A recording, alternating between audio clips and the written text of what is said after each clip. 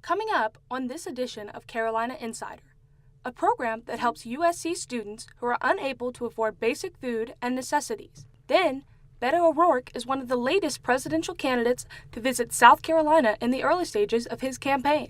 So good to be at the original USC. But first, an old Columbia business is saying goodbye, but a new one will take its place. Carolina Insider starts now.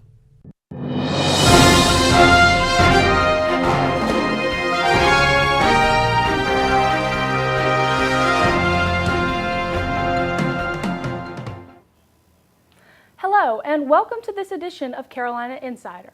I'm Sarah Pritchard. Our top story today, a national outdoor retailer is coming to town. REI announced this week they will open a 20,000 square foot store in Columbia's Bull Street district. It will be at the corner of Bull Street and Colonial Drive. It is set to open by the spring of 2020. The company chose Columbia because of the many outdoor activities in and around the city, and because there are more than 100,000 lifetime members in the state. This news comes amid word that another iconic outfitter is closing. According to the state newspaper, Mo Levy's plans to shut down by the end of April. The store has been part of the Columbia community for 99 years. In sports news, the Lady Gamecocks now know who they're up against this weekend in the Sweet 16. The Lady Gamecocks will take on Baylor Saturday in Greensboro, North Carolina. Tip-off is 2 p.m. Across the country, 2020 Democratic presidential candidates are hitting the campaign trail early and often. Many are including stops in Columbia and other cities across the Palmetto State. USC students recently got a taste of the excitement. Here with more on that, in this week's Pure Politics, is Carolina Insider's Anna King. Anna? Thanks, Sarah. Students got a taste of the crowded field of Democrats on Friday with former Texas Congressman Beto O'Rourke in town. The El Paso native, who became famous for his midterm challenge of Senator Ted Cruz, will officially kick off his campaign on Saturday in his hometown. O'Rourke covered a variety of issues, including climate change, student debt, and health care, from the stage on the Russell House patio.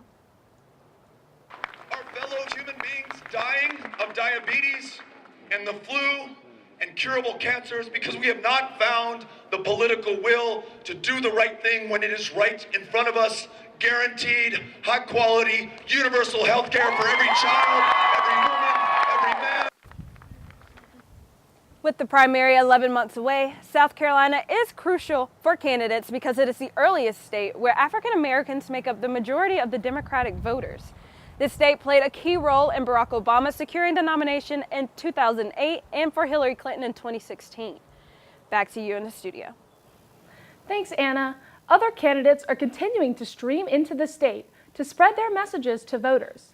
Senator Cory Booker spent time in Rock Hill and Columbia and also secured the first endorsement from a sitting lawmaker in South Carolina, State Representative John King. Booker is back in the state today for a CNN town hall in Orangeburg.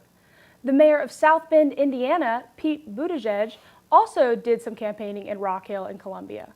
According to the Greenville News, Vice President Mike Pence will be in Myrtle Beach Saturday morning and Greenville Saturday afternoon to help Senator Lindsey Graham launch his fourth-term campaign.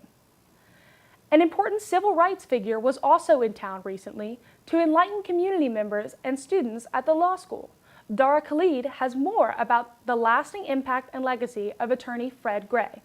The students packed USC's law school to hear civil rights attorney Fred Gray speak. It is a problem of racism, and number two, we face a problem of inequality.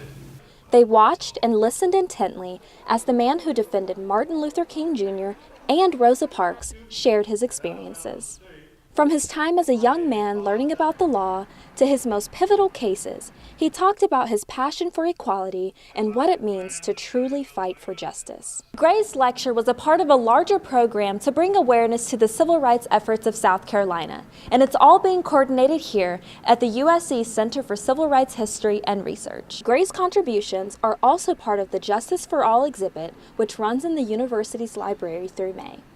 Although students of all majors attended Gray's recent lecture, his speech had an especially profound impact on the law students. those who he paved the way for. Just being able to kind of learn from his passion, his enthusiasm, his dedication, and he went through so much adversity, and as a law student we go through a lot. It's a lot of hard work. Hard work, but worth it, knowing that great things are possible for those like Gray who persevere. For Carolina Insider, I'm Dara Khalid. Finally today, an important campus resource says it needs some help from you so it can help more students. Gamecock Pantry needs more donations.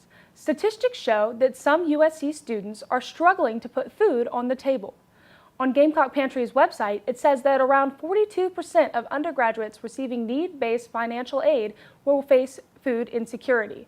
If you can donate or if you need a little help, the pantry is in the A building of McBride Residence Hall.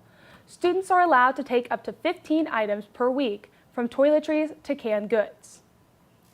That's it for this edition of Carolina Insider, a student production here in the Kennedy Greenhouse studio in the School of Journalism and Mass Communications. Thank you for joining us. We'll see you back here on Friday.